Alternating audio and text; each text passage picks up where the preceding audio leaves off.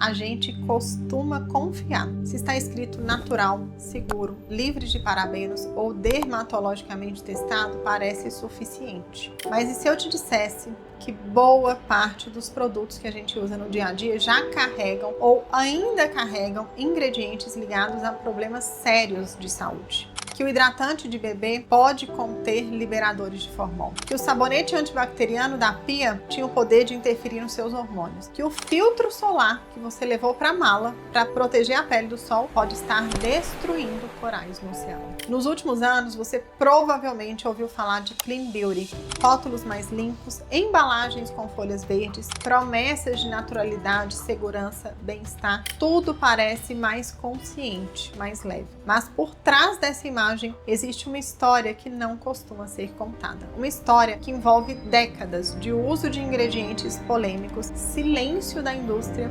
omissão regulatória e uma ciência que precisa gritar para ser ouvida.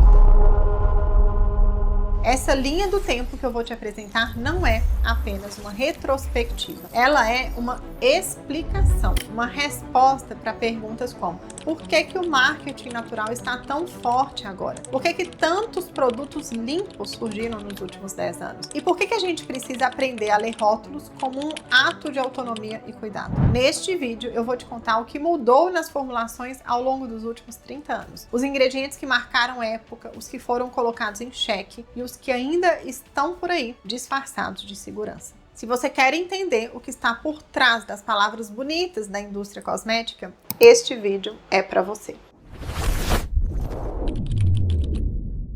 A gente começa em 1990. A beleza era cega. Nos anos 90, a confiança vinha de fábrica. Se um produto estava nas prateleiras, era seguro, essa era a lógica. O que mais importava era a promessa de pele macia, de cabelos brilhantes, de uma maquiagem que durava não sei quantas horas. Ninguém lia o rótulo. Poucos sabiam o que significava um parabeno ou um ftalato, mas eles estavam lá. Os parabenos de cadeia longa, como o butilparabeno, eles eram usados em larga escala como conservantes. Os fitalatos eram usados em esmaltes, em fragrâncias, garantiam fixação. Formol, um conhecido cancerígeno, era usado em alisantes, assim, em tudo quanto é esquina. E os liberadores de formol, como o Quaternio 15, eles estavam presentes até em loções de crianças. A Anvisa, ela foi criada oficialmente em 1999. Antes disso, o Brasil seguiu uma lista com pouco mais de 400 ingredientes proibidos e que estava focada nos venenos clássicos e nos metais pesados. Mas os cosméticos mudavam muito rapidamente e o que a gente ainda não sabia já fazia mal. Aí a gente corta para 2000. A ciência começa a incomodar. Foi a ciência que começou a puxar o fio e a desconstruir a ideia de que se está na prateleira é seguro. Em 2004, um estudo encontrou parabenos em tecidos de tumores da mama. Embora não se tenha estabelecido uma causalidade direta, o fato de essas substâncias estarem bioacumuladas em tecidos humanos levantou um alerta. Parabenos são xenoestrogênios, ou seja, imitam a ação do estrogênio natural, podendo interferir no eixo hormonal. No mesmo período, o triclosan, que é presente em sabonetes e pastas de dente, passou a ser investigado não apenas pelo potencial de resistência bacteriana, mas também por agir como modulador hormonal, afetando tireoide, afetando receptor de estrogênio e de androgênio. Já os ftalatos, amplamente utilizados para fixação de fragrâncias e maleabilidade dos plásticos, eles começaram a ser fortemente associados a disfunções reprodutivas, como diminuição de qualidade de sêmen, alteração hormonal, malformação em feto do sexo masculino. E esses efeitos, eles foram registrados em estudos toxicológicos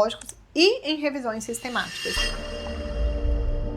Enquanto isso, um novo problema surgia no meio ambiente. As microesferas de polietileno e de polipropileno utilizadas como agentes esfoliantes eram pequenas demais para serem filtradas pelo sistema de esgoto. Passavam direto para os oceanos, onde eram ingeridas por organismos marinhos, acumulando-se na cadeia alimentar. O impacto ecológico dessas partículas ele foi documentado por instituições ambientais que levou à sua proibição em diversos países. A União Europeia respondeu de forma contundente. seguinte: com base no princípio da precaução, passou a classificar substâncias em CMR, cancerígenas, mutagênicas e tóxicas à reprodução. E ela implementou a proibição sistemática de ingredientes suspeitos, mesmo na ausência de um consenso científico absoluto. Foi um marco regulatório. No Brasil, a Anvisa publicou a RDC 48/2006, ampliando significativamente a lista de ingredientes proibidos e limitados, e foi a primeira grande atualização desde a criação da agência e seguiu os critérios técnicos e científicos do SCCS, que é um comitê europeu. Nos Estados Unidos, por outro lado, a regulamentação permaneceu estagnada. A Lei Federal de Cosméticos era a mesma desde 1938, muito pouca atualização, e tem exigência de testes pré-mercado para a segurança de ingredientes. A partir daí, o mundo passou a se dividir entre dois perfis de consumidor: aquele que já tinha acesso à informação e que por isso começava a fazer escolhas mais criteriosas, e aqueles que ainda confiavam cegamente na embalagem.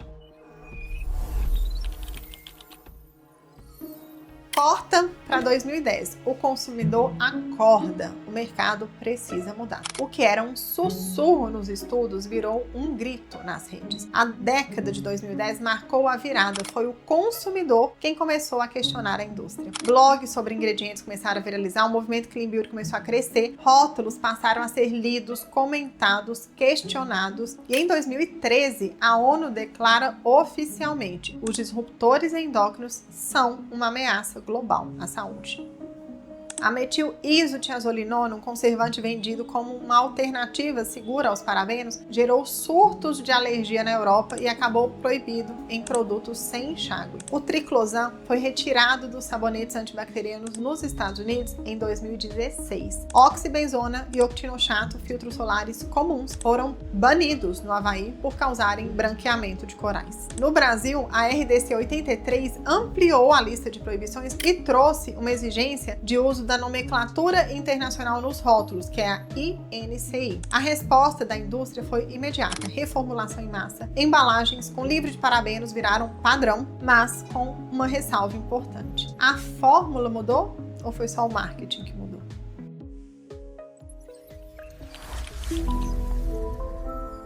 A década de 2020 começou com promessas. A indústria passou a falar mais de fórmulas limpas, de produtos seguros, de transparência, e sim, muita coisa mudou. Mas muita coisa ainda continua exatamente como era também. Parabenos, filtros ultravioleta controversos, liberadores de formol, fragrâncias sintéticas com ftalatos ocultos ainda circulam livremente, inclusive em produtos vendidos como produtos premium. Estão nos hidratantes de farmácia, nos sérums de luxo, estão nas fórmulas para peles sensíveis e até nos produtos infantis. A regulamentação melhorou, mas ainda é insuficiente. A indústria aprendeu a reformular o marketing, mas nem sempre reformulou a composição. E é justamente por isso que a mudança precisa acontecer na gente, nas pessoas. Quando você entende um rótulo, quando você questiona uma fórmula, você escolhe conscientemente e aí você direciona e também pressiona. É essa pressão do consumidor comum, do profissional da área, da mãe que cuida do filho, da pessoa que decide dizer chega, que realmente move a transformação. Apoiar marcas que têm uma proposta limpa, ética e coerente é muito mais do que uma compra, é um posicionamento. Porque no fim, a mudança nas fórmulas não vai vir de cima. Ela sobe, ela começa aqui com a gente e sobe.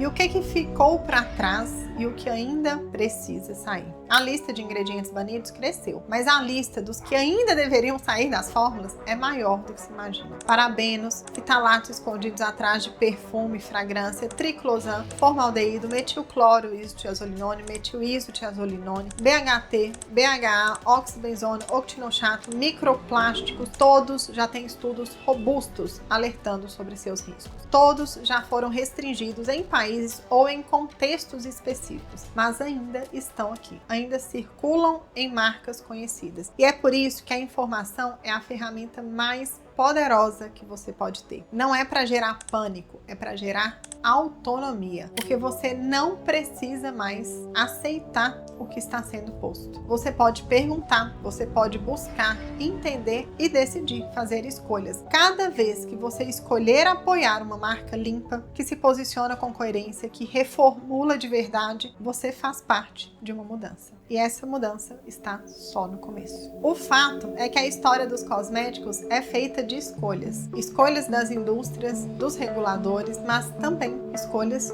suas. Cada vez que você escolhe ler um rótulo, questionar uma promessa, pedir por mais clareza, você participa desse movimento. Meus estudos sobre esse universo começaram há cerca de 15 anos e eu sinto que eu ainda tenho tanto por estudar e sinto também que esse conhecimento precisa ser passado para frente. Então eu convido você a compartilhar esse vídeo com quem ainda acha que se está na prateleira é porque é seguro. E se você quiser aprofundar nesse universo, conheça o Simplificando Skincare, que é um espaço onde eu falo abertamente sobre marcas, formulações, estudos e produtos recentes. E você tem acesso a um conteúdo aprofundado e organizado para cuidar da sua pele dos pés à cabeça de maneira segura e saudável. O link da lista de espera está aqui na descrição do vídeo.